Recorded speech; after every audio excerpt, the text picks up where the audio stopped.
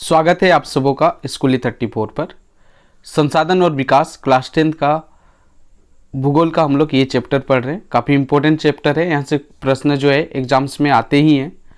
हम लोग second question पर चर्चा करते हैं। सेकंड इंपॉर्टेंट क्वेश्चन से पहाड़ी क्षेत्रों में, जो पहाड़ी क्षेत्र है उसमें मृदा अपरदन यानी सॉयल इरोजन को रोकने के लिए क्या कदम उठाने चाहिए, कौन सा स्टेप उठाने चाहिए कि पहाड़ी क्षेत्र है वहाँ पर मिट्टी का अपरदन ना हो, मृदा का इरोजन ना हो। तो चलिए इस पर हम लोग डिस्कस करते हैं।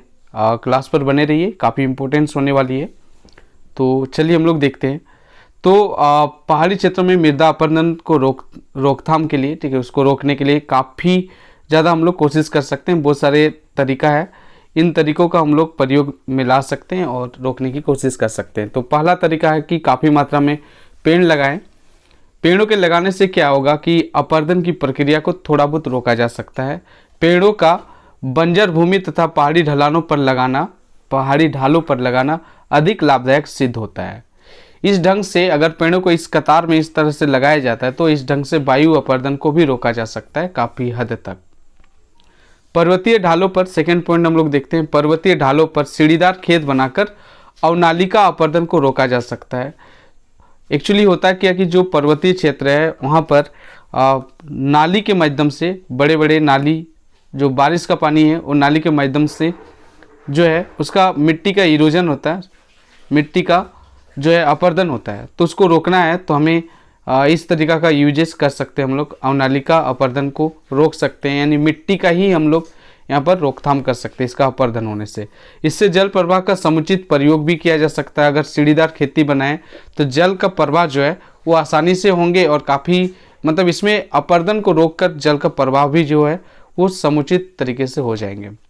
पर्वतीय ढालों पर बांध बनाकर हम लोग जल प्रवाह को समुचित ढंग से खेती के काम में लाया जा सकता है। ध्यान दीजिएगा, पर्वतीय ढालों पर बांध बनाकर, ठीक है, थोड़ा सा मिस्टेक हो गया था।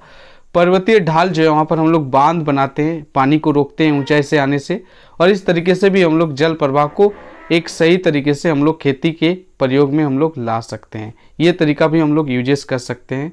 और भी कुछ तरीका है जैसे कि मिट्टी रोध बांध। ये क्या है, मिट्टी को रोकने का काम करती है। इसे दीवार हम लोग बोल सकते हैं। किनारे जो है जहाँ पर पानी का कटाव होता है वैसे क्षेत्र में हम लोग मिट्टी रोध बांध का निर्माण कर सकते हैं और अवनालिकाओं के फैलने को रोक सकते हैं। बड़ी बड़ी जो है नाली बनती है जिससे मिट्टी का बहुत ज़्यादा अपरदन होता है, ये बारिश का पानी में सबसे अधिक होते हैं।